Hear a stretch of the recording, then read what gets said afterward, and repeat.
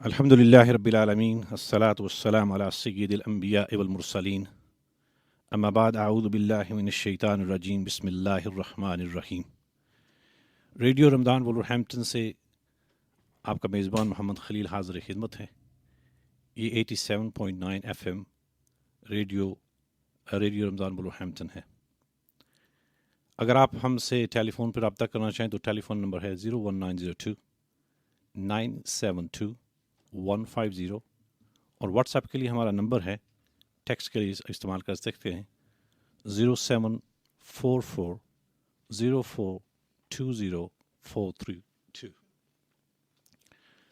آج کا ہمارا جو پروگرام ہے یہ سیرت النبی صلی اللہ علیہ وسلم کے حوالے سے ہے، اور میں اپنے آپ لیے بڑی سعادت مندی سمجھتا ہوں کہ رب العالمین نے مجھے یہ توفیق عطا فرمائی کہ میں یہ پروگرام آپ کی خدمت میں پیش کر رہا ہوں، اور میں تمام وولورہیمپٹن کی ٹیم کا بے حد مشکور و ممنون احسان ہوں کہ جنہوں نے یہ ریڈیو سیٹ اپ کیا اور ہمارے لیے یہ ایک ذریعہ بنایا کہ ہم آپ تک پہنچ سکیں۔ تو جہاں تک سیرت النبی صلی اللہ علیہ وسلم کا تعلق ہے، آپ جانتے ہیں کہ یہ ایک بہت وسیع ٹاپک ہے، مختصر وقت میں اس کو کور کرنا بہت مشکل ہے، اور پھر مجھ جیسے کم علم شخص کے لیے اس کو کما حقہ پورا کرنا یہ اور زیادہ مشکل کام ہے، لیکن انشاءاللہ دعا بھی ہے اور کوشش بھی رہے گی کہ جس حد تک ہم اس کو نبھائیں گے۔ چونکہ نبی کریم صلی اللہ علیہ وسلم کی تعریف کا حق ادا کرنا کسی شخص کے بس کی بات نہیں ہے۔ نبی کریم صلی اللہ علیہ وسلم کی شخصیت جو ہے اس کے بے شمار پہلو ہیں، اور جو پہلو ہماری سمجھ میں آ سکتا ہے وہ نبی کریم صلی اللہ علیہ وسلم بحیثیت انسان ہیں، اور اسی حوالے سے ہم کچھ اس پہ روشنی ڈالیں گے۔ آپ سے گزارش ہے کہ آپ ہماری سپورٹ کریں، ہماری مدد کریں، ہمارا پروگرام سنیں، اس ریڈیو کو سپورٹ کریں۔ یہ آپ کا ریڈیو ہے، آپ کا لوکل ریڈیو ہے، اور جہاں تک ہماری آواز پہنچ رہی ہے آپ سے گزارش ہے کہ ہماری آواز کو آگے پہنچائیں۔ تو نبی کریم صلی اللہ علیہ وسلم کی جہاں تک تعریف کا تعلق ہے، وہ ہم کس حد تک سمجھ سکتے ہیں، وہ یہ ہے کہ جس نے بھی کوشش کی وہ کبھی بھی اس میں کامیاب اور پورا نہیں اتر سکا۔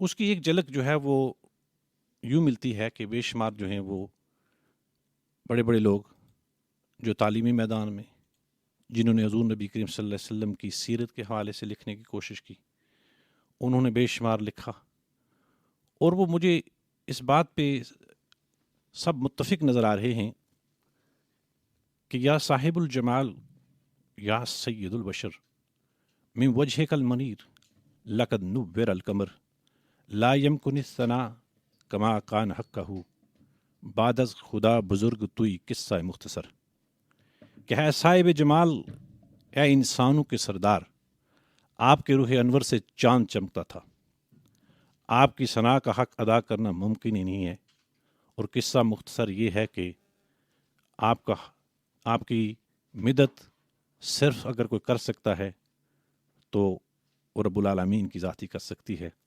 بعد از خدا بزرگ توئی قصہ مختصر، کہ رب العالمین کی ذات کے بعد اگر کوئی بلند مرتبہ شخصیت ہے تو وہ نبی کریم صلی اللہ علیہ وسلم کی ذات اقدس ہے۔ اور غالب کو میں پڑھ رہا تھا تو غالب نے بڑا عجیب شعر کہا ہے۔ غالب کہتے غالب سرائے خواجہ با یزداں گذاشتم، کہاں ذات پاک مرتبہ دان محمد است، کہ غالب ہم نے خواجہ یعنی حضرت محمد صلی اللہ علیہ وسلم کی مدحت کو اللہ رب العالمین پہ چھوڑ دیا ہے، کیونکہ صرف وہی ذات ہے کہ جو نبی کریم صلی اللہ علیہ وسلم کے مرتبہ کو، شان کو پہچان سکتی ہے۔ نبی کریم صلی اللہ علیہ وسلم کے مرتبہ کو پہچاننے کے لیے دیکھیے، کسی بھی چیز کے لیے مثلا ایک استاد ہے، ایک معمار ہے، کوئی بھی جو ہے وہ کام کرنے والا ہے، وہ یہ اس سے جو بہتر کام کرنے والا ہے اس کو پہچان سکتا ہے۔ مثلا ایک ڈاکٹر ہے تو اس ڈاکٹر کو اگر آپ کوئی سمجھنا چاہے کہ ڈاکٹر کس مرتبہ پہ ہے، کس कितना बड़ा डॉक्टर है तो उससे बड़ा डॉक्टर होना चाहिए जो उसको परख सकता है। एक मुअल्लिम है, एक उस्ताद है, तो उसको परखने के लिए उससे बड़ा उस्ताद होना चाहिए जो उसको परख सके। इसी तरह दुनिया की आप बेशुमार शोबे हैं, बेशुमार पेशे हैं, आपको गिनते जाएं, और उस पेशे को, उस शोबे से जो उस सबसे जो बड़ा होगा, जो उससे ऊपर होगा, सिर्फ वही जो है उस पेशे को समझ सकेगा। इसलिए ये हमारा लिए जानना ये ज़रूरी है कि नबी करीम सल्लल्लाहु अलैहि वसल्लम की ज़ात अक़दस को समझना हमारे बस में इसलिए नहीं है कि हम उस दर्जा के नहीं हैं, और फिर ये भी नहीं कि नबी करीम सल्लल्लाहु अलैहि वसल्लम की मर्तबे को, नबी करीम सल्लल्लाहु अलैहि वसल्लम की शान को समझने के लिए कोई नबी भी, कोई सहाबी क्या, कोई नबी भी नहीं समझ सकता, इसलिए कि नबी करीम सल्लल्लाहु अलैहि वसल्लम से ऊपर किसी का दर्जा है ही नहीं। अब जब नबी करीम सल्लल्लाहु अलैहि वसल्लम से ऊपर किसी का दर्जा है ही नहीं, तो फिर गालिब की बात ही सादक आती है कि गालिब सनाए ख्वाजा बयज़दान गुज़ाश्तम कहाँ ज़ात पाक मर्तबा दान मोहम्मद अस्त, कि गालिब हम नबी करीम सल्लल्लाहु अलैहि वसल्लम की तारीफ़ रब्बुल आलमीन के सुपुर्द करते हैं, उनकी मिदत नबी अल्लाह रब्बुल आलमीन के सुपुर्द करते हैं, चूँकि रब्बुल आलमीन की वो ज़ात अक़दस है कि जो हुज़ूर नबी करीम सल्लल्लाहु अलैहि वसल्लम के इस मर्तबा को पहचान सकती है। तो नबी करीम सल्लल्लाहु अलैहि वसल्लम के मर्तबा को पहचानने के लिए सिर्फ रब्बुल आलमीन की ज़ात है। तो इसके लिए कुरान करीम जो है ये भरा पड़ा है। कुरान करीम में जा बजा ये मिलता है, हुज़ूर नबी करीम सल्लल्लाहु अलैहि वसल्लम की तारीफ़ मिलती है। आप अब शुरू से लेकर आखिर तक पढ़ते जाएं, जो समझते हैं कुरान वो ये जानते हैं कि जा बजा हुज़ूर नबी करीम सल्लल्लाहु अलैहि वसल्लम की तारीफ़, जा बजा हुज़ूर नबी करीम सल्लल्लाहु अलैहि वसल्लम की मिदहत है। तो इसलिए हमारी जो कोशिश होगी कि जो हमारा जो प्रोग्राम का पैटर्न है वो इंशाल्लाह कुछ इस तरह है कि चूँकि हमारे पास 4 दिन हैं, 4 शामें हैं, तो इन 4 शामों में हमने इस तरह किया है कि हुज़ूर नबी करीम सल्लल्लाहु अलैहि वसल्लम की ज़िंदगी के अवाइल दिन, जो मक्का मुकर्रमा में हुज़ूर नबी करीम सल्लल्लाहु अलैहि वसल्लम की ज़िंदगी का अवाइल है, उसमें हुज़ूर नबी करीम सल्लल्लाहु अलैहि वसल्लम का ख़ानदान का कुछ बैकग्राउंड है, फिर हुज़ूर नबी करीम सल्लल्लाहु अलैहि वसल्लम की जो वलादत है, फिर उस हुज़ूर नबी करीम सल्लल्लाहु अलैहि वसल्लम के वालिदैन, इसी तरह हम ये सफ़र तय करेंगे इंशाल्लाह हुज़ूर नबी करीम सल्लल्लाहु अलैहि वसल्लम के ऐलान रिसालत तक। ऐलान रिसालत से पहले, उसके बाद जो दूसरा हमारा प्रोग्राम होगा वो ऐलान रिसालत के बाद चलेगा इंशाल्लाह, और फिर वो बाद में इंशाल्लाह हम चलते जाएंगे। तो वो जो दूसरा प्रोग्राम, यानी हमने इसको 2 हिस्सों में तकसीम किया है कि एक हुज़ूर नबी करीम सल्लल्लाहु अलैहि वसल्लम का मक्का का इब्तदाई हिस्सा, और दूसरा हिस्सा जो है हुज़ूर नबी करीम सल्लल्लाहु अलैहि वसल्लम की ज़िंदगी का मक्का का जो है दूसरा हिस्सा है वो, यानी ऐलान नबूवत से हिजरत तक। फिर आ जाता है हुज़ूर नबी करीम सल्लल्लाहु अलैहि वसल्लम का मदनी दौर। तो मदनी दौर के लिए हमने हुज़ूर नबी करीम सल्लल्लाहु अलैहि वसल्लम के जो हुज़ूर नबी करीम सल्लल्लाहु अलैहि वसल्लम की ज़िंदगी के इब्तदाई हालात हैं, हुज़ूर नबी करीम सल्लल्लाहु अलैहि वसल्लम के मदीने में जो इब्तदाई जंगें हैं, हुज़ूर नबी करीम सल्लल्लाहु अलैहि वसल्लम ने जो मदीने में जितने जो बुनियादी तौर पर जहाँ पहुँच कर जो काम किए हैं उनको गिनवाना है, और उसके बाद जो है वो हमने दूसरे हिस्से में इंशाल्लाह मुकम्मल करते हुए फ़तह मक्का तक जाना है। तो ये कुछ जो है इस प्रोग्राम का जो आपको पैटर्न है वो बताते चलें, इस तरह का होगा। इसके अलावा इंशाल्लाह हम कोशिश करेंगे कि इस प्रोग्राम में आपको नाते भी सुनाई जाएँ, अच्छे अच्छे कलाम सुनाए जाएँ, और जहाँ तक हो सका इंशाल्लाह इस प्रोग्राम को मुफीद बनाने की कोशिश करेंगे। इसके लिए आपकी फ़ीडबैक की हमें बहुत ज़रूरत है। अगर आप समझते हैं कि कहीं किसी तरह से कोई आप हमारी रहनुमाई करना चाहते हैं, किसी किस्म का आप हमें फ़ीडबैक देना चाहते हैं, तो प्लीज़ ज़रूर दीजिएगा। हमारा जो टेलीफोन नंबर्स हैं वो मैं आपको फिर एक मरतबा बता देता हूँ, और अगर आप टेलीफ़ोन करना चाहें, टेलीफ़ोन के ज़रिए स्टूडियो में रब्ता करना चाहें, तो उसके लिए जो हमारा स्टूडियो का नंबर है वो है 01902 972150, और व्हाट्सएप पे अगर आप हमें मैसेज करना चाहें तो वह 07400420432।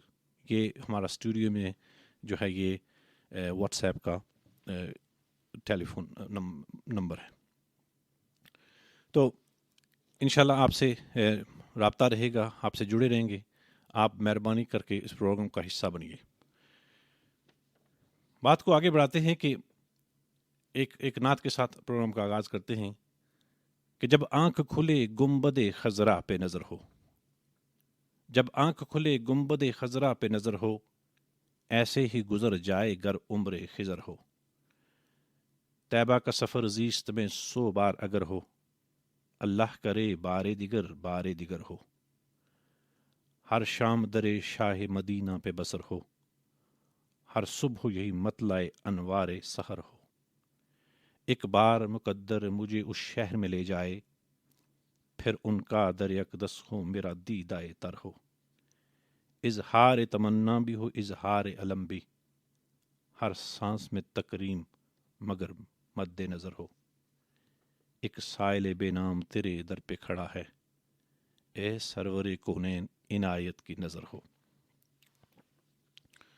حضور نبی کریم صلی اللہ علیہ وسلم کی زندگی کے ابتدائی حالات آپ کے سامنے رکھے جائیں گے انشاءاللہ تھوڑی دیر میں۔ ہمارے پاس اس وقت 5 منٹ ہیں اور 5 منٹ کے بعد ایک بریک ہوگی، تو اس کے بعد انشاءاللہ جو حضور نبی کریم صلی اللہ علیہ وسلم کے ابتدائی حالات ہیں اس کی طرف ہم آپ کو لے جائیں گے۔ حضور نبی کریم صلی اللہ علیہ وسلم کا شجرہ نسب بیان کیا جائے گا، ان کا سلسلہ نسب بیان کیا جائے گا کہ حضور نبی کریم صلی اللہ علیہ وسلم کا سلسلہ جو ہے وہ کہاں تک تھا، کس طرح تھا، اور یہ بات جو ہے کہ طے ہے کہ حضور نبی کریم صلی اللہ علیہ وسلم سب سے اعلیٰ نسب تھے، حضور نبی کریم صلی اللہ علیہ وسلم کی ذات سب سے اعلیٰ تھی۔ تو جب حضور نبی کریم صلی اللہ علیہ وسلم کے سلسلہ نسب پہ ہم ایک نظر ڈالتے ہیں تو ہمیں پتہ چلتا ہے کہ بہت ساری تفاسیر کی کتابوں میں، بہت ساری سیرت کی کتابوں میں یہ ملتا ہے، تو اس میں یہ جو سلسلہ نسب ہے حضور نبی کریم صلی اللہ علیہ وسلم کا وہ آپ کو بتاتے چلیں کہ محمد بن عبداللہ بن عبد المطلب بن ہاشم بن عبد مناف بن قصی بن کلاب بن مرہ بن کعب بن لوئی بن غالب بن فہر بن مالک بن ندر بن کنانہ بن خزیمہ بن مدرکہ بن الیاس بن مدر بن نزار بن ماد بن عدنان۔ صحیح بخاری باب مابعث النبی صلی اللہ علیہ وسلم میں یہیں تک ہے، لیکن امام بخاری رحمۃ اللہ علیہ نے اپنی تاریخ میں کچھ اور نام بھی گنوائے ہیں، اور وہ نام کچھ اس طرح ہیں، انہوں نے عدنان سے لے کر جو ہے نا اوپر تک نام گنائے ہیں کہ عدنان بن عدد بن المقوم بن طارق بن یشجب بن یارب بن نابد بن اسماعیل اور بن ابراہیم علیہ الصلاۃ والسلام۔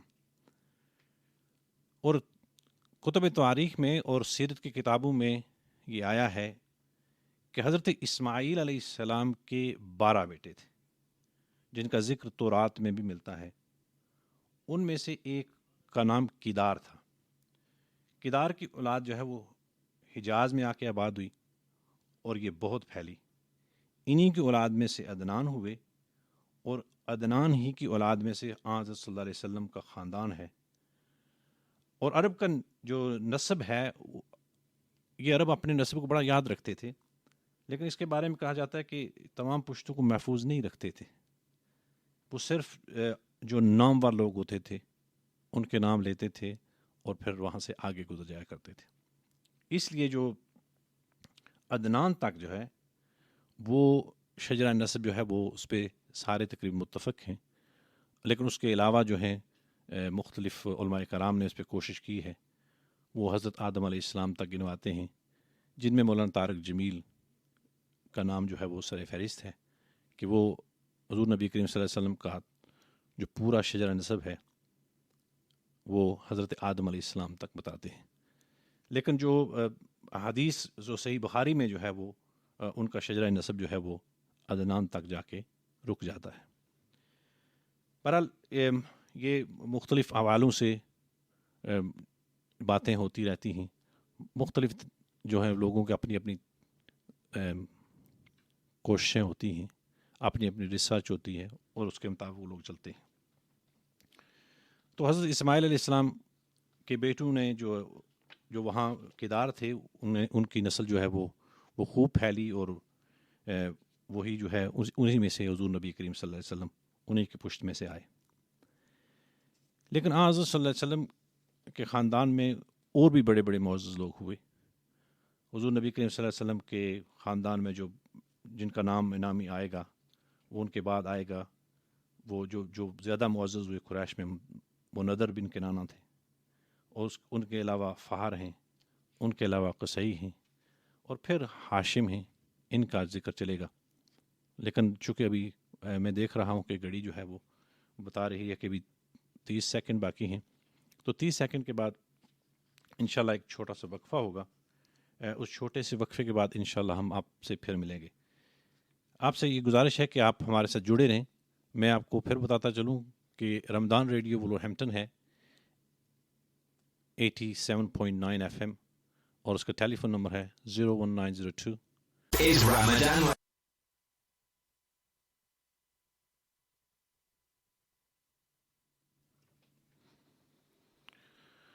السلام علیکم ورحمۃ اللہ وبرکاتہ.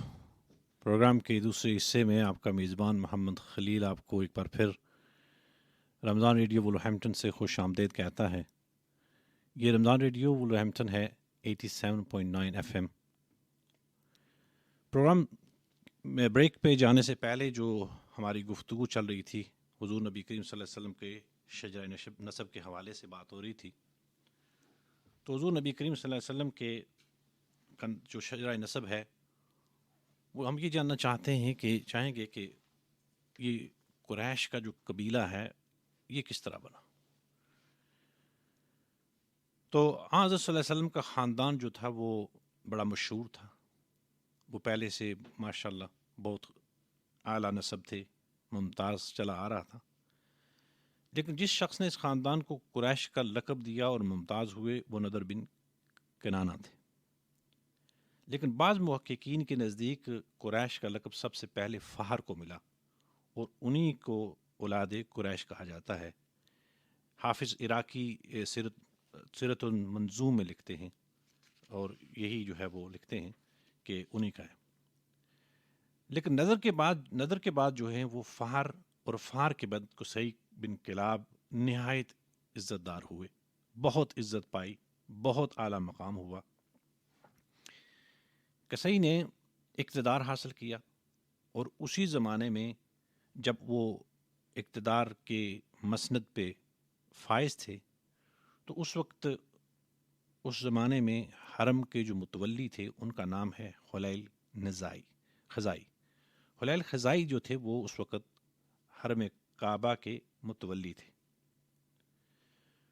قرصی نے حلیل کی صاحبزادی سے شادی کر لی تھی, ان کا نام حبی بتایا جاتا ہے. اس تعلق سے جب حلیل کا وقت وصال قریب آیا تو انہوں نے وصیت کی کہ حرم کی جو خدمت ہے وہ قصی کے حوالے کر دی جائے. اس طرح یہ جو منصب تھا حرم پاک کی خدمت کا, حرم پاک کا متولی ہونے کا, وہ بھی قصی کے حوالے آ گیا. قصی جو ہیں انہوں نے بڑے بڑے کام کیے. انہوں نے دو بڑے بڑے اچھے جو کام کیے ان میں سے ہے کہ انہوں نے ایک دار المشورہ قائم کیا جس کا بعد میں نام دار الندوہ رکھا گیا. اور قریش جب کسی جلسہ کی تیاری کرتے تو اسی عمارت میں کرتے. قافلے جاتے تو یہیں سے جاتے, قافلے واپس آتے تو یہیں آتے. نکاح کی تقریبات ہوتی, اسی طرح اور مختلف قسم کی جو رسوم ہوتی تھی, مختلف قسم کی تقاریب ہوتی تھیں, وہ اسی جگہ پہ ہوتی تھی. اور قصی نے جو بڑے نمایاں کام کیے ہیں وہ مدت تک یاد رکھے گئے. ان میں سے ہے سقایا اور رفاتہ. سقایا کہتے ہیں کہ آب زمزم حاجیوں کو پلانا, اور رفات کہتے ہیں جو خدام میں ان کو کھانا کھلانا. اس حوالے سے یہ اس منصب پہ منصب رہے. انہوں نے جو بڑا کام کیا وہ یہ ہے کہ قریش کو جمع کیا. قریش کو جمع کر کے ان کی اور ایک تقریر کی, بہت بڑی تقریر کی, کہا دیکھو لوگو, یہ اہل قریش, یہ لوگ سینکڑوں کوس جو ہے وہ چل کے ہمارے پاس آتے ہیں, دور دراز سے یہ بیچارے یہ لوگ ہمارے پاس آتے ہیں. اس لیے یہ ہمارا قومی فریضہ بنتا ہے کہ ہم ان کی خدمت کریں, ہم ان کی دیکھ بھال کریں, ان کے کھانے پینے کا, ان کی رہائش کا بندوبست کریں. تو چنانچہ اس طرح انہوں نے ان کی تقریر کا یہ اثر ہوا کہ ان لوگوں نے قریش نے ایک سالانہ رقم مقرر کی جس سے مینا اور مکہ معظمہ میں حجاج کو کھانا تقسیم کیا جاتا تھا. انہوں نے حوض بنوائے اور ایام حج میں ان میں پانی بھرا جاتا تھا. حجاج کی خدمت کی جاتی تھی، ان کو پانی بھر کے ان کو پلایا جاتا تھا. اسی طرح ان کی ایک اور ایجاد ہے معشر حرام.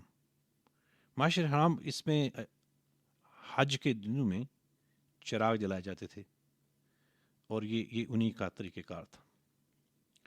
اور انہی کے بارے میں کہا جاتا ہے کہ قریش کا لقب انہی کو ملا ہے اس لیے کہ انہوں نے قریش کو جمع کیا ہے. اور قریش کے مونی چونکہ جمع کرنے کے ہوتے ہیں، اس بنا پر جو قریش کا لقب جو ملنا چاہیے یا جو ملا ہے وہ قصی کو ملا ہے، چونکہ انہوں نے ہی قریش کو جمع کیا ہے، لہذا یہی اس کے زیادہ حقدار ہیں. ان کے بعد ان کے بیٹے ہوئے ہیں ہاشم. ان کے 6 اولاد ہوئی ہے، ان میں سے عبدالدار، عبد مناف، عبد العزیٰ، عبد بن قصی، تخمر، برہ. اور قصی نے مرتے وقت حرم کی جو خدمات تھی، حرم کے جو مناسب تھے، وہ سب سے بڑے بیٹے عبدالدار کو دے دیے. اگرچہ وہ بھائیوں میں اتنے قابل نہیں تھے، لیکن چونکہ وہ بڑے تھے اس حوالے سے انہوں نے وہ جو مناسب تھے ان کو دے دیے. اب قریش کی ریاست جو ہے، لیکن قریش کی جو ریاست ہے، جو مسند ہے، وہ عبد مناف نے حاصل کی. اور انہی عبد مناف کی اولاد سے حضور نبی کریم صلی اللہ علیہ وآلہ وسلم تشریف لائے. اب ہاشم جو تھے ان میں انتہائی بااثر انسان تھے. ان میں عبد مناف کے 6 بیٹے ہوئے، ان میں سے ہاشم نہایت بااثر تھے. انہوں نے بھائیوں کو اس بات پہ آمادہ کیا کہ دیکھو یہ حرم کے جو مناسب عبدالدار کو دیے گئے ہیں یہ واپس لے لیتے ہیں. اور اس کی وجہ یہ ہے کہ یہ اس قابل نہیں ہے، یہ صحیح طریقے سے جو ہے وہ مناسب جو ہیں وہ صحیح طریقے سے ادا نہیں کر رہے. اس لیے ہماری یہ ذمہ داری بنتی ہے کہ ہم ان سے یہ مناسب واپس لے لیں اور ہم اپنے پاس رکھیں. چنانچہ جب انہوں نے یہ بات پیش کی تو عبدالدار والے جو ہیں انہوں نے کہا جی نہیں، ہم تو یہ کرنے کے لیے تیار نہیں ہیں. اس کے لیے پھر لڑائی کا سلسلہ شروع ہو گیا، لڑائی کی تیاریاں ہو گئیں. لیکن بالآخر اس بات پہ صلح ہو گئی کہ سقایا اور رفاتہ واپس لے کر ہاشم کو دے دیا جائے. اور پھر جو کتب سیرت میں آتا ہے کہ ہاشم نے اپنے فرائض کو انتہائی خوبی کے ساتھ انجام دیا. حجاج کرام کو نہایت سیر چشمی سے کھانا کھلاتے تھے. ان کے لیے پانی کے جو حوض بنائے تھے ان میں پانی بھر کے زمزم اور دوسرا پانی بھرتے اور مینا میں سبیلیں رکھتے. تجارت کو نہایت ترقی دی. قیصر روم کے ساتھ خط و کتابت کی اور ان سے فرمان لکھوایا کہ قریش جب ان کے ملک میں اسباب تجارت کے لیے جائیں تو ان سے کسی قسم کا کوئی ٹیکس نہ لیا جائے.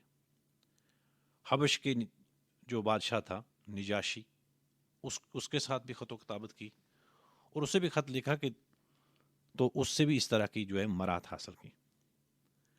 آپ جانتے ہیں کہ اس وقت جو ہے وہ بہت زیادہ حالات خراب تھے، راستے اتنے زیادہ محفوظ نہیں تھے. تو اس لیے ہاشم نے مختلف علاقوں کے مختلف جو گاؤں تھے، قصبے تھے، دیہات تھے، ان کے پاس گئے، چونکہ وہاں اس وقت قبائلی نظام تھا، اور قبیلوں کے سرداروں سے ملے اور ان سے روابط بڑھائے اور ان سے کہا کہ دیکھو جو ہمارے قافلے آتے ہیں ان سے آپ چھیڑ خانی نہ کریں، ان کو آپ لوٹا نہ کریں. تو اس طرح ان کا جو ہے وہ آنا جانا بڑا محفوظ ہو گیا. اب یہ جہاں کہیں بھی جاتے ان کو کوئی چھیڑ چھاڑ نہیں کرتا تھا، چونکہ ہاشم کی جو کوششیں تھیں وہ رنگ لائیں. ادھر قیصر روم کے ساتھ، ادھر نجاشی کے ساتھ، ادھر جو ارد گرد کے قبیلے تھے ان کے ساتھ انہوں نے بہت اچھے روابط قائم کیے اور بہت اچھے تعلقات قائم کیے. ان کے ساتھ تجارت بھی بڑھائی، اپنا لین دین بھی رکھا. اور اس بنا پر باقی جو ہیں جتنے بھی قافلے جاتے تھے وہ لوٹ لیے جاتے تھے، ان کو لوٹ لینے کا خطرہ ہوتا تھا، لیکن قریش کا وہ واحد قافلہ ہوتا تھا کہ جو اس قسم کی تمام پریشانیوں سے بالا تر تھا. اس کی وجہ سے ان کی ترقی جو تجارتی ترقی تھی وہ بہت بڑی. اب یہ جب سردیوں کا موسم آتا تھا تو یہ یمن کی طرف چلے جاتے تھے، اور جب گرمیوں کا موسم آتا تھا تو شام اور ایشیا کوچک کی طرف، اور یہاں جو ہے انقرہ تک پہنچ جاتے تھے، اور یہاں ان کی تجارت جو ہے وہ بہت چلتی تھی. تو ہاشم جو ہیں یہ انہوں نے بہت بڑے کام کیے ہیں. یہ انہوں نے عرب کو کے جو سردار ہیں ان سے روابط کے بعد اس طرح کے بے شمار بڑے بڑے کام کیے، اور ان کا نام جو ہے وہ ہمیشہ جو ہے یاد رکھا جائے گا. اب ان کے ہاشم ہونے کی وجہ کیا ہے؟ ان کا جو نام جو پڑا اس کی کیا وجہ ہے؟ کہا جاتا ہے کہ ایک دفعہ مکہ مکرمہ میں قحط پڑ گیا. جب قحط پڑا تو ہاشم نے اس قحط کے دوران شوربہ تیار کروایا اور روٹیاں چورا کروائی، اور روٹیاں چورا کروا کے لوگوں کو کھلائیں. اس وقت ان کا نام ہاشم مشہور ہو گیا. عربی زبان میں چورا کرنے کو حشیم کہتے ہیں، جس کا اسم فاعل ہاشم ہے. تو اس طرح سے وہ ان کا نام جو ہے وہ ہاشم پڑا. یہ ایک بار تجارت کی غرض سے شام گئے، راستے میں مدینے ٹھہرے، وہاں سال ہر سال بازار لگتا تھا. بازار میں گئے تو ایک خاتون پہ ان کی نظر پڑی.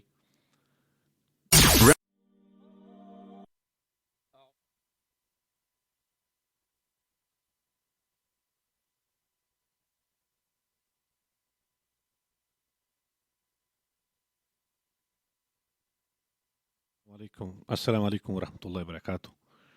پروگرام کے اس حصے میں آپ کو ایک بار پھر خوش آمدید کہتا ہوں. میرا نام محمد خلیل ہے، اور آپ رمضان ریڈیو بلہیمپٹن 87.9 FM سے پروگرام سن رہے ہیں سیرت کے حوالے سے.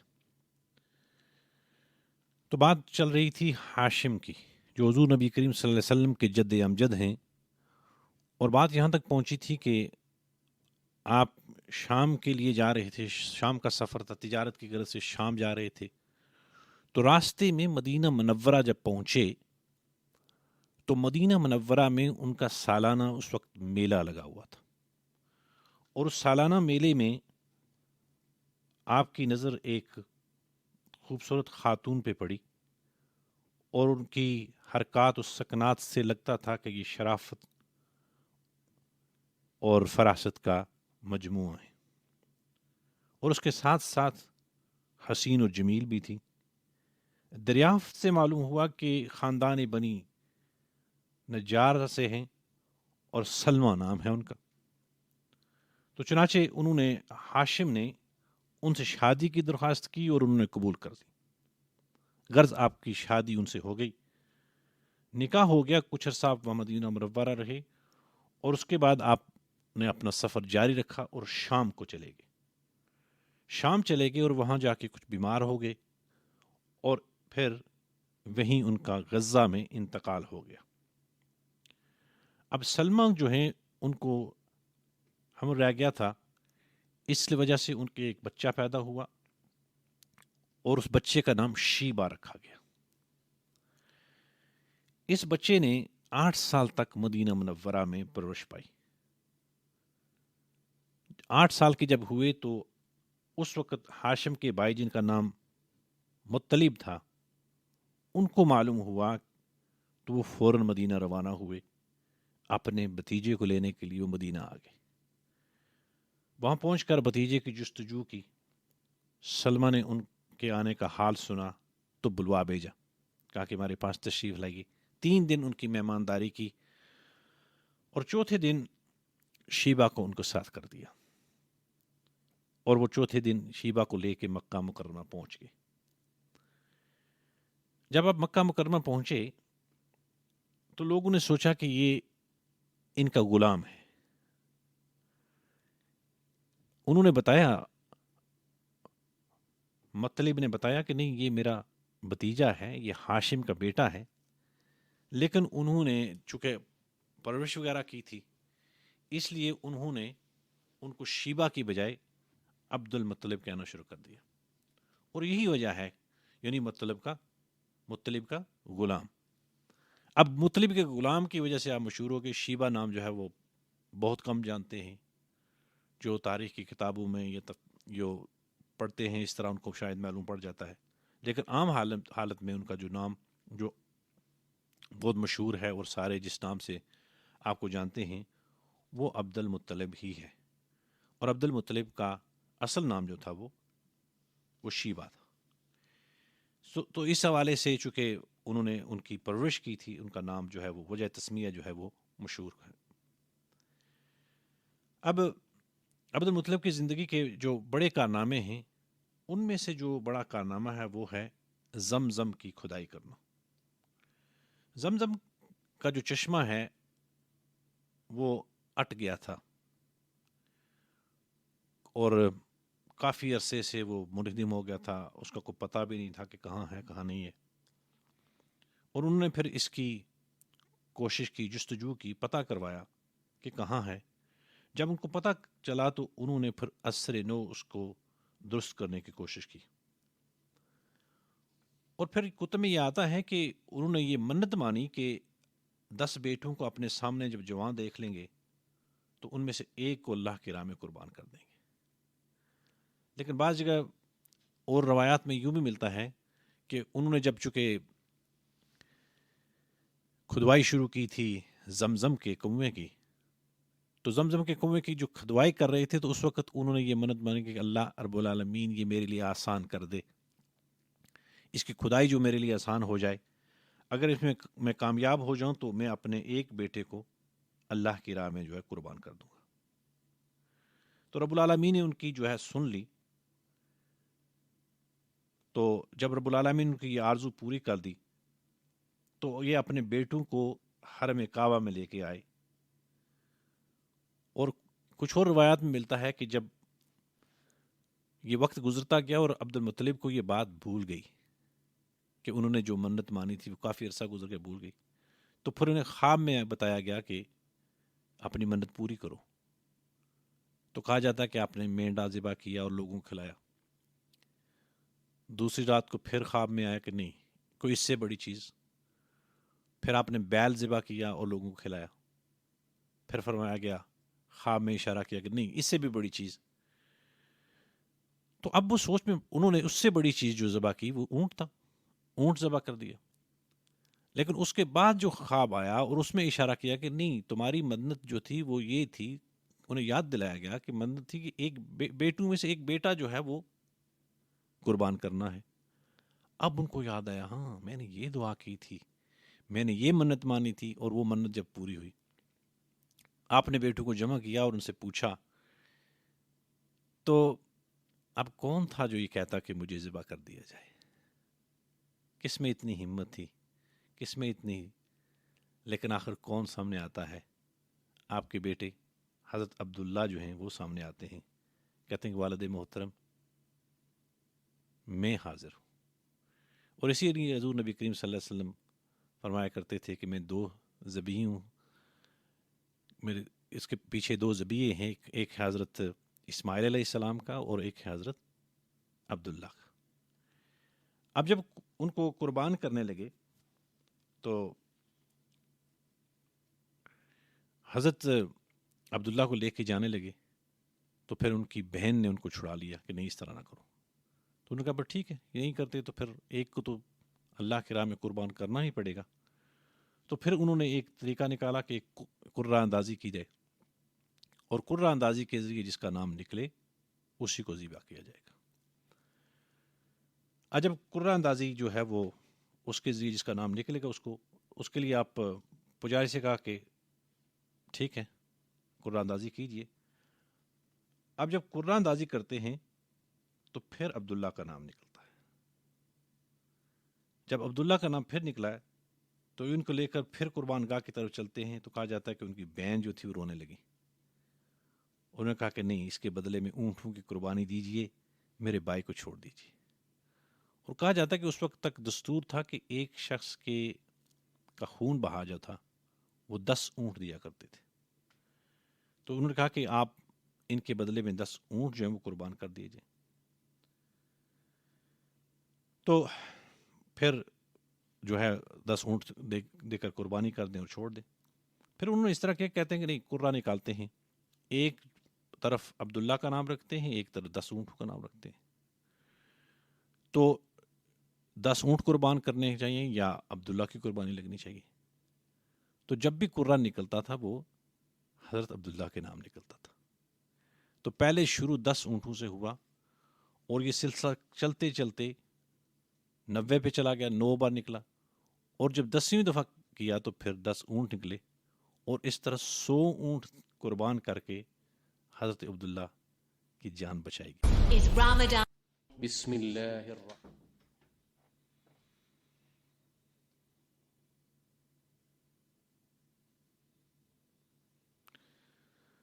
اللہم صلی علی محمد وعلی آل محمد. ایک بار پھر پروگرام کے اس دوسرے حصے میں آپ کو خوش آمدید کہتا ہوں. میرا نام محمد خلیل ہے اور رمضان ریڈیو وولورہمپٹن 87.9 FM سے میں آپ سے مخاطب ہوں. اسٹوڈیو کا ٹیلی فون نمبر ہے 01902972150، اور اگر آپ واٹس ایپ پہ ٹیکسٹ کرنا چاہیں تو نمبر نوٹ کر لیجیے گا 07440420432. تو بریک پہ جانے سے پہلے ہماری جو بات چلی تھی وہ یہاں تک پہنچی تھی کہ ہاشم جو تھے ان کے حوالے سے بات چل رہی تھی کہ ہاشم تجارت کی غرض سے شام گئے اور راستے میں مدینہ منورہ ٹھہرے، اور وہاں ہر سال بازار لگتا تھا. آپ بازار گئے تو ایک عورت پہ آپ کی نظر پڑی جس کی حرکات و سکنات سے شرافت اور فراست کا اظہار ہوتا تھا. آپ نے، اور اس کے ساتھ نہ صرف یہ تھا بلکہ آپ بہت خوبصورت بھی تھی، حسین و جمیل بھی تھی، اور آپ نے پتہ کروایا، ان سے پوچھا کہ یہ خاتون کون ہے. تو پتہ چلا کہ یہ ان کا نام سلمہ ہے. تو چنانچہ، اور یہ ایک سردار کی بیٹی ہے. آپ نے شادی کی درخواست کی تو حضرت سلمہ نے وہ شادی کی درخواست جو ہے وہ قبول کر لی، اور آپ کا ان سے نکاح ہو گیا. نکاح ہونے کے بعد آپ کچھ عرصہ وہاں ٹھہرے، اور اس کے بعد چونکہ آپ سفر میں تھے، شام جانا چاہتے تھے، تو شام کا سفر جاری رکھا، شام کی طرف تشریف لے گئے، اور وہاں جا کے بیمار ہوئے، اور پھر غزہ میں آپ انتقال کر گئے. ان کے انتقال کے بعد سلمہ کے ہاں ایک بیٹا پیدا ہوا. اس کا نام انہوں نے شیبہ رکھا. اس نے قریباً 8 سال تک مدینہ منورہ میں پرورش پائی. ہاشم کے بھائی جن کا نام مطلب تھا، ان کو ان کے حالات معلوم ہوئے تو وہ مدینہ منورہ روانہ ہوئے.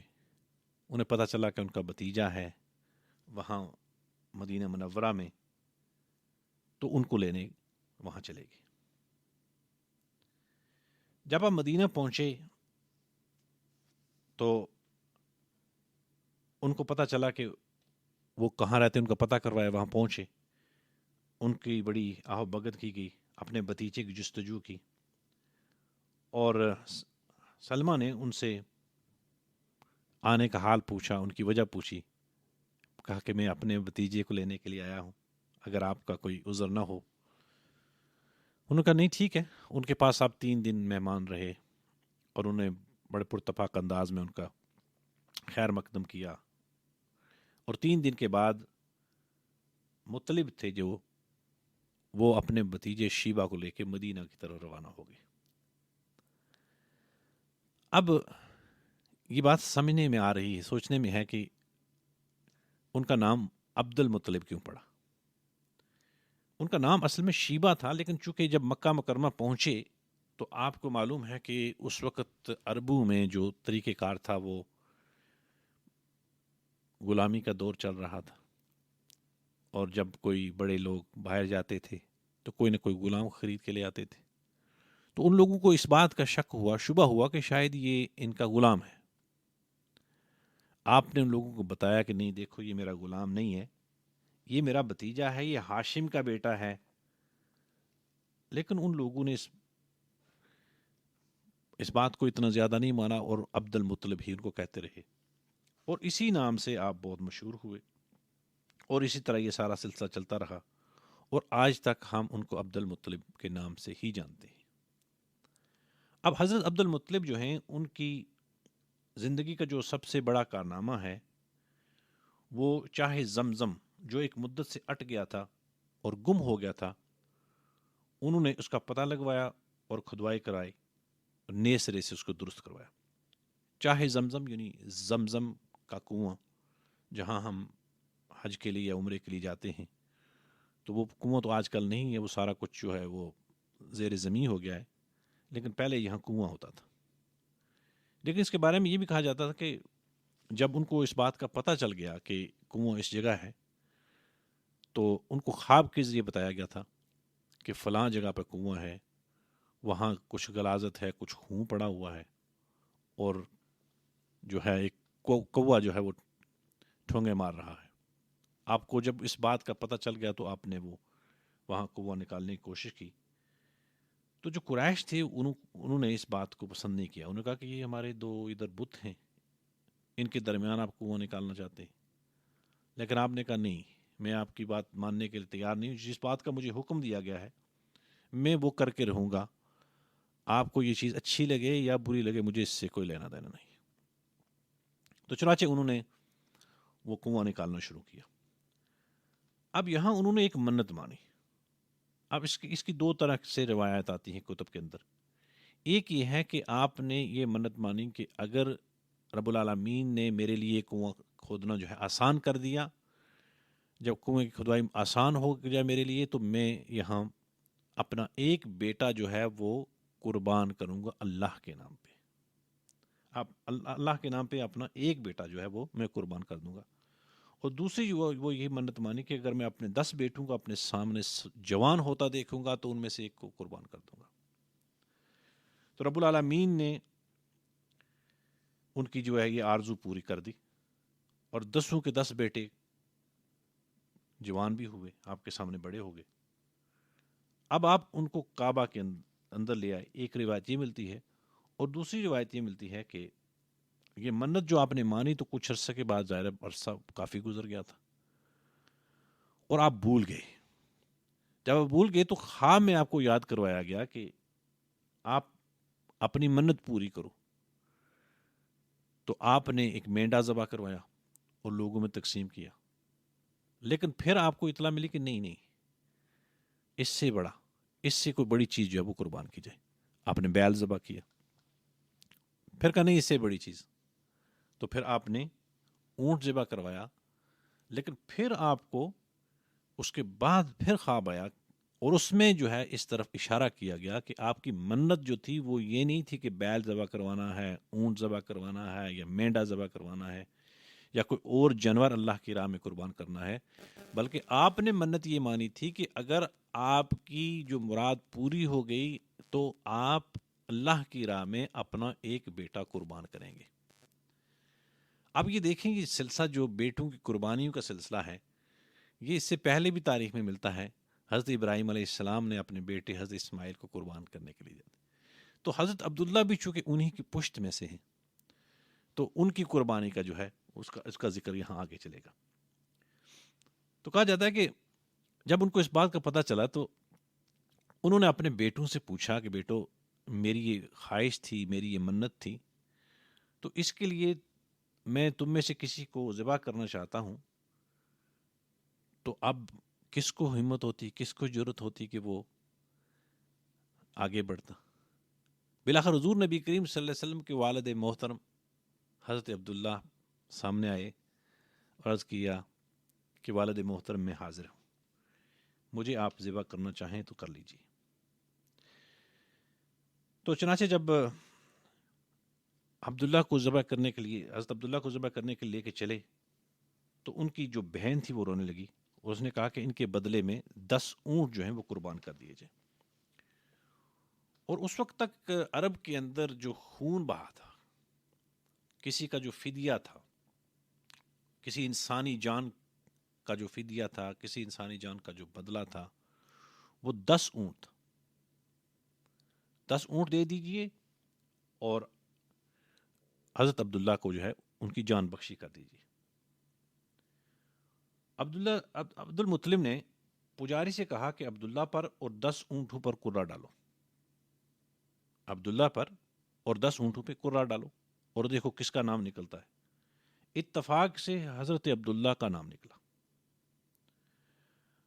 عبد المطلب نے 10 اونٹ اور بڑھا دیے، دوسری مرتبہ کیا، 20 اونٹ ہو گئے، تو پھر اونٹوں پہ نکلا، عبداللہ پہ نکلا، آپ نے اور اونٹ بڑھا دیے۔ اسی طرح بات چلتے چلتے 90 پہ پہنچ گئی، اور 90 پہ جب پہنچ گئی، 9 بار ہو گیا، تو نام حضرت عبداللہ کا ہی نکلا۔ اب 10 اونٹ اور بڑھائے، ایک طرف 100 اونٹ رکھے، ایک طرف حضرت عبداللہ، اب جو کرہ نکلا تو 100 اونٹوں پہ نکلا، اور 100 اونٹ قربان کیے، اور حضرت عبداللہ کی جان بچی۔ اور اس کے بعد یہ قانون بن گیا۔ اس سے پہلے میں نے عرض کیا کہ پہلے یہ قانون تھا کہ 10 اونٹ تھے، اس کے بعد انسانی جان کی جو قیمت تھی، انسانی جان کا جو فدیہ تھا، انسانی جان کا جو بدلہ تھا، وہ 100 اونٹ کر دیے گئے۔ اب یہ ایک نیا قانون وہاں بن گیا تھا۔ حضرت عبد المطلب کے 10 یا 12 بیٹوں میں سے 5 شخصوں نے اسلام یا کفر کی خصوصیت سے بہت شہرت حاصل کی، یعنی ابو لہب، ابو طالب، عبداللہ، حضرت حمزہ، حضرت عباس۔ عام طور پہ مشہور ہے کہ ابو لہب کا اصلی نام یہی ہے۔ آج صلی اللہ علیہ وسلم نے صحابہ نے بتایا کہ لیکن یہ غلطی ہے کہ ابن سعد نے طبقات میں تصریح کی ہے کہ یہ لقب خود عبد المطلب نے دیا تھا، جس کی وجہ یہ تھی کہ ابو لہب نہایت حسین و جمیل تھا، اور عرب میں گورے چہرے والے کو شعلہ آتش کہتے تھے، فارسی میں آتشین رخسار اس کو کہتے ہیں۔ اب جب حضرت عبداللہ قربانی سے بچ جاتے ہیں تو اس کے بعد ان کی شادی کی فکر ہوتی ہے، اور قبیلہ زہرہ میں وہب بن عبد مناف کی صاحبزادی، جن کا نام آمنہ تھا، قریش کے تمام خاندانوں میں بہت ممتاز تھی، وہ اس وقت اپنے چچا وہب کے ہاں ٹھہری ہوئی تھی۔ عبد المطلب وہب کے پاس پہنچے اور اپنے بیٹے عبداللہ کی شادی کا پیغام دیا، انہوں نے منظور کر لیا، اور آپ کا عقد حضرت عبداللہ اور حضرت آمنہ کا نکاح ہو گیا۔ پھر اس کے بارے میں یہ کہا کہ عبد وہب نے وہاں جو عبد المطلب انہوں نے عبد وہب کی جو بیٹی تھی اس کے ساتھ انہوں نے حالہ کے ساتھ شادی کر لی، اور انہی حالہ سے ان کے ہاں بیٹا ہوا جن کو حمزہ کہتے ہیں، رضی اللہ تعالی عنہ۔ حالہ رشتہ سے آن حضور صلی اللہ علیہ وسلم کی خالہ ہوئی، اور اس بنا پر حضرت حمزہ آن حضور صلی اللہ علیہ وسلم کے خالہ زاد بھائی بھی ہیں۔ دستور جو تھا اس زمانے میں وہ یہ تھا کہ جو نو شادی شدہ لوگ ہوتے تھے وہ 3 روز تک اپنے سسرال میں رہتے تھے، اور اس کے بعد وہ گھروں میں واپس آتے تھے۔ اس دستور کے مطابق حضرت عبداللہ 3 دن تک اپنے سسرال میں رہے، پھر گھر واپس چلے آئے۔ اس وقت آپ کی عمر تقریباً 17 برس سے کچھ زیادہ بجائی جائے۔ عبداللہ تجارت کے لیے شام کو گئے، واپس آتے ہوئے مدینہ میں ٹھہرے اور بیمار ہو گئے، اور یہیں ٹھہر گئے۔ عبد المطلب کو ان کا حال معلوم ہوا تو اپنے بڑے بیٹے حارث کو خبر لانے کے لیے بھیجا۔ وہ مدینہ پہنچے تو عبداللہ کا اس وقت انتقال ہو چکا تھا۔ چنانچہ خاندان میں سب سے زیادہ محبوب تھے۔ خاندان کو اس بات کا انتہائی صدمہ ہوا۔ حضرت عبداللہ نے ترک میں اونٹ، بکریاں اور لونڈی چھوڑی، جن کا نام ایمن ہے، وہ بعد میں حضور نبی کریم صلی اللہ علیہ وسلم کو ترک میں ملے۔ ایمن کا اصل نام جو ہے وہ برکہ ہے۔ اب یہ بات تو مشہور ہے کہ حضور نبی کریم صلی اللہ علیہ وسلم کی ولادت با شہادت آپ کے والد محترم کی وفات کے بعد ہوئی۔ حضرت ابن عباس رضی اللہ تعالیٰ عنہ کہتے ہیں کہ حضور نبی کریم صلی اللہ علیہ وسلم اس زمانہ میں تشریف لائے، جب آپ کی پیدائش ہوئی تو آپ صلی اللہ علیہ وسلم کی ناف کی آنت جو تھی کٹی ہوئی تھی، بالکل صاف ستھرے پیدا ہوئے، آپ کا ختنہ ہوا تھا۔ حضرت عبد المطلب یہ دیکھ کے بڑے خوش ہوئے اور بہت حیران بھی ہوئے، لیکن ان میں خوشی زیادہ تھی، حیرانگی سے خوشی زیادہ تھی، اور کہتے تھے کہ میرا بیٹا نرالی شان والا ہے، میرا بیٹا بہت نرالی شان والا ہے۔ آپ کی پیدائش سے پہلے مکہ کے لوگ خشک سالی اور قحط کا شکار تھے، لیکن جو ہی آپ اس دنیا میں تشریف لائے تو اس وقت بارشیں آنا شروع ہو گئیں، خشک سالی جو تھی وہ خوشحالی میں بدل گئی، درخت ہرے بھرے ہو گئے اور پھلوں سے لدے ہو گئے، زمین پر سبزہ ہی سبزہ ہو گیا۔ پیدائش کے وقت آپ اپنے ہاتھوں پر جھک گئے اور آسمان کی طرف سر جو تھا آپ کو آسمان کی طرف تھا۔ ایک روایت کے الفاظ ہیں کہ گھٹنوں کے بل جھکے، اس کا مطلب یہ ہوا کہ آپ نے سجدہ کیا۔ تو پیدائش کے فوراً بعد جو ہے وہ آپ نے سجدہ کیا۔ آپ کی مٹھی بند تھی اور شہادت کی انگلی اٹھی ہوئی تھی، جیسا کہ نماز میں ہم انگشت سے شہادت اٹھاتے ہیں۔ حضور اکرم صلی اللہ علیہ وسلم فرماتے ہیں کہ جب میری والدہ نے مجھے جنم دیا تو ان سے ایک نور نکلا اور اس نور سے شام کے محلات جگمگا اٹھے۔ آپ صلی اللہ علیہ وسلم کی والدہ سیدہ آمنہ فرماتی ہیں کہ جب حضور نبی کریم صلی اللہ علیہ وسلم کی پیدائش کے وقت ہوا، حضور نبی کریم صلی اللہ علیہ وسلم پیدائش کے وقت ظاہر ہونے والے نور کی روشنی اس قدر تھی کہ مجھے بصرہ میں چلنے والے اونٹوں کی گردنوں تک نظر آئیں، یعنی جو پیدا ہوئے تو اس طرح روشنی تھی۔ علامہ ساحلی رحمۃ اللہ علیہ نے لکھا ہے کہ جب آپ پیدا ہوئے تو آپ نے اللہ کی تعریف کی۔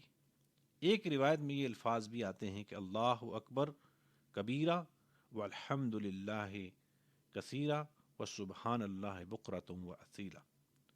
اللہ تعالیٰ سب سے بڑا ہے، اللہ کی بے حد تعریف ہے، اور میں صبح و شام اللہ کی پاکی بیان کرتا ہوں۔ آپ صلی اللہ علیہ وسلم کی ولادت کس دن ہوئی اس کے بارے میں کچھ اختلاف موجود ہیں۔ کتب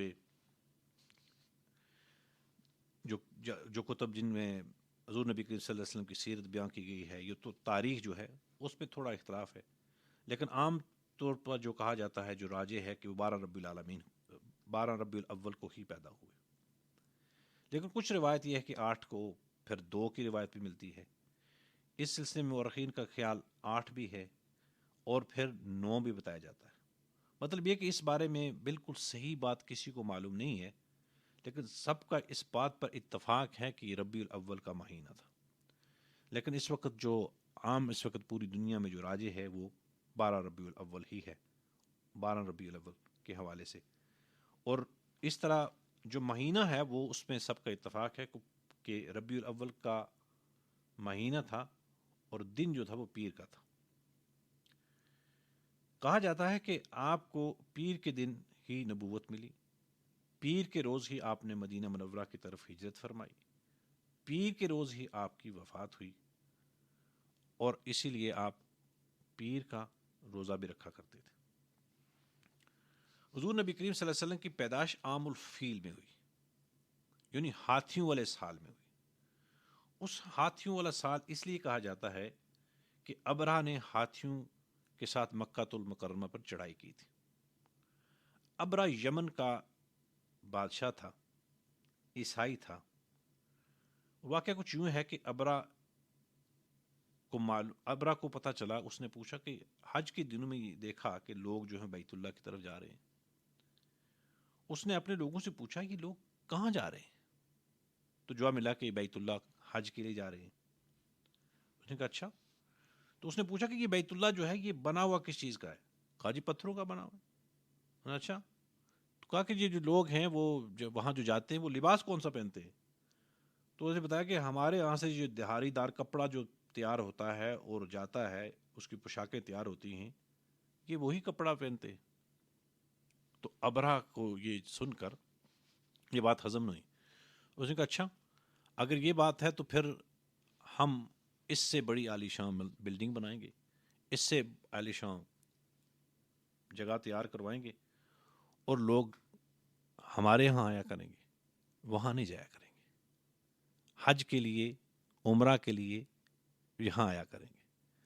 لیکن اس کو اس بات کا علم نہیں تھا بیچارے کو کہ عمارت خوبصورت بنانے سے کوئی بات تیار ہو، بڑی عمارت بنانے سے اس کا کوئی تعلق نہیں ہے، بلکہ یہ تو رب العالمین کی اس کے ساتھ نسبت ہے اس وجہ سے۔ چنانچہ ابرہ نے ایک عمارت تیار کروا لی اور اس میں لوگوں کو طرح طرح کی سہولتیں دی، اور کچھ عرصہ یہ کام چلتا رہا۔ بالآخر عرب کے ایک نوجوان کو یہ بات پسند نہ آئی اور انہوں نے اس میں کچھ گندگی پھینکی اور چپکے سے چلے گئے۔ ابرہ کو اس بات کا پتہ چلا اور اس کو یہ یقین ہو گیا کہ یہ یمن کا رہنے والا، یہاں کا قریبی کوئی نہیں ہو سکتا، اگر یہ کی ہے حرکت تو عرب کے کسی باشندے نے ہی کی ہے۔ چنانچہ اس نے سوچا کہ اچھا اگر یہ معاملہ ہے تو پھر ہم اس کعبہ کو ہی گرا دیتے ہیں، اس کعبہ کو گرا دیتے ہیں جس کی وجہ سے جو ہمارے اس کعبہ کو جو اس نے بنایا تھا، اپنی طرف سے اس کو نام دیا تھا، تو اس نے پھر خطوط لکھے اور ہاتھی اکٹھے کیے۔ ان میں سے ایک ہاتھی جو بہت بڑا ہاتھی تھا، اس وقت روئے زمین پر اس سے بڑا ہاتھی نہیں تھا، وہ بھی لائے اور اس کا نام محمود بتایا جاتا ہے۔ ابرہ نے یہ ہاتھیوں کا لشکر تیار کیا۔ جب مکہ والوں کو ابرہ کے اس لشکر کی تیاری کی خبر ملی، ان کو پتہ چلا کہ ابرہ اتنے بڑے لشکر کے ساتھ آ رہا ہے، اور یہ ایک نئی چیز تھی ان کے لیے، کبھی انہوں نے ہاتھیوں کا مقابلہ کیا نہیں تھا اس سے پہلے، اور پھر اس کے علاوہ یہ تھا کہ وہ ایک اس کے پاس جو تھی وہ آرمی تھی، وہ اسلحہ سے لیس تھی، اس لیے ان کے پاس ساز و سامان نہیں تھا، تو انہوں نے سوچا کہ یہ ہمارے لیے بہت مشکل ہو جائے گا ان کے ساتھ مقابلہ کرنا، تو چنانچہ وہ ان سے مقابلہ نہیں کر سکے۔ تو حضرت عبد المطلب نے لوگوں سے کہا کہ دیکھو یہ ابرہ آ رہا ہے، تو اس لیے اب ہماری ذمہ داری، اس لیے ہمیں چاہیے کہ ہم پہاڑوں میں چلے جائیں، ہم ان کا مقابلہ نہیں کر سکیں گے۔ چنانچہ وہ پہاڑوں کی طرف چلے گئے، اور ابرہ جب آیا اور اس نے مکہ المکرمہ کے قریب پہنچا تو ایک واقعہ بتایا جاتا ہے کہ حضرت عبد المطلب کے اونٹ جو تھے چرتے چرتے ادھر گئے، تو ابرہ نے وہ پکڑ لیے۔ جب ابرہ نے آپ کے اونٹ پکڑ لیے تو آپ گئے اور انہوں نے درخواست کی کہ دیکھو میرے اونٹ تم لوگوں نے پکڑ لیے ہیں۔ اب جب حضرت عبد المطلب بڑی شان و شوکت کے ساتھ وہاں پہنچے تو ابرہ پہ اس کا بڑا اثر ہوا، تو آنے کی وجہ پوچھی کہ آپ کیوں تشریف لائے، تو آپ نے فرمایا کہ میرے اونٹ تم لوگوں نے پکڑ لیے، میں اس لیے آیا ہوں۔ تو وہ بڑا حیران ہوا، کہنے لگا مجھے بڑی حیرت ہو رہی ہے کہ آپ اپنے اونٹ لینے کے لیے آئے ہیں، میں مکہ پہ چڑھائی کرنے آیا ہوں، آپ کو اس کی فکر نہیں ہے، آپ کو اپنے اونٹوں کی پڑی ہوئی ہے۔ تو حضرت عبد المطلب اس وقت جلال میں آ گئے، اور کہا دیکھو یہ میرے اونٹ تھے، میں ان کا مالک ہوں، میں ان کو لینے آ گیا ہوں۔ ابرہ یاد رکھو یہ کعبۃ اللہ ہے، اس کا بھی ایک مالک ہے، لہذا جو اس سے ٹکرائے گا وہ پاش پاش ہو جائے گا، مجھے میرے اونٹ واپس کر دو، اور وہ بیت اللہ ہے، اس کا ایک مالک ہے، وہ حفاظت اس کی خود کرے گا۔ ان کو اونٹ واپس مل گئے۔ آپ مکہ المکرمہ واپس آئے اور لوگوں سے کہا کہ دیکھو ہم ان کا مقابلہ نہیں کر سکتے، اس لیے آپ پہاڑیوں پر چڑھ جاؤ۔ پہاڑیوں پہ آپ چلے گئے اور آپ انتظار کرتے رہے کہ کوئی لشکر آئے گا، انتظار کرتے رہے کوئی لشکر آئے گا، لیکن کافی دیر ہوئی کوئی لشکر نہیں آیا۔ اس کے درمیان رب العالمین نے اپنا ایک لشکر بھیجا جس کا سورۃ الفیل میں ذکر ہے، ابابیل بھیجے، اور وہ چھوٹے چھوٹے پرندے جو تھے وہ اپنے چونچ میں چھوٹا سا کنکر لے کے آتے، اور وہ کنکر کیا تھا؟ ایٹم بم تھا۔ جس پہ گرتا سوار پہ گرتا تو سوار کے اندر سے ہوتا ہوا ہاتھی کے اندر ہوتا ہوا سب کو وہ ختم کر دیتا تھا اور ان کو سب کو تباہ کر دیا. چھوٹے چھوٹے کنکر چھوٹے چھوٹے پرندوں نے ان کو تباہ اور برباد کر کے رکھ دیا. یہ رب العالمین کی طرف سے ایک بہت بڑا لشکر تھا. ابابیلوں سے چھوٹے چھوٹے پرندوں سے رب العالمین نے ہاتھیوں کو تباہ کروا کے رکھ دیا اور وہ سارے وہاں تباہ و برباد ہو گئے. ابرہا کے بارے میں کہا جاتا ہے کہ یہ بھاگتا تھا. جب اس نے بھاگنا شروع کیا تو اس کے اس جسم سے آہستہ آہستہ ایک ایک کر کے جو ہے وہ گرنا شروع ہو گئے. ہاتھ گر رہا ہے, پاؤں گر رہا ہے. تو اس طرح یہ سارا جو ہے اس کا پورا جسم جو ہے وہ بالکل گر گیا. تو آج وقت کا وہ جو ہے وہ آہستہ آہستہ ہمارا ختم ہو رہا ہے. ہماری کوشش تھی کہ بات کو مزید آگے بڑھایا جائے, لیکن جو بات رہ گئی ہے انشاءاللہ کل آئندہ ہفتے انشاءاللہ اس کو پورا کر دیا جائے گا. ہمارا یہ پروگرام ہر ہفتے کے میں ایک دفعہ ہوا کرے گا, منڈے, اور پھر اس منڈے کو منگل کے دن ہمارا یہ پروگرام ہے.